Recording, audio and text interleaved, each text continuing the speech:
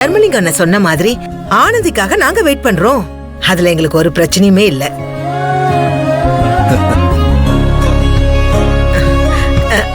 ஏன் கையல், இத நீயே கூட என்கிட்ட சொல்லிருக்கலாம்ல. நாங்க ஒண்ணும் தப்பா நினைச்சுக்க போறது இல்லையே. என் பையனுக்கு ஒரு நல்ல வரன் அமையணும்னு தான் இத்தனை வருஷமா நாங்க காத்துட்டு இருந்தோம். என் மருமக படிப்புக்காக இவ்வளவு கூட வெயிட் பண்ணலன்னா என்னமா அர்த்தம்? ஆனந்த் எல்லாத்தையும் முடிச்சிட்டு வர வரைக்கும் நாங்க காத்துட்டு இருக்கோம். ஏண்டா, அதுல எந்த தப்புமே இல்ல. நாம என்னமோ நினைச்சோம்.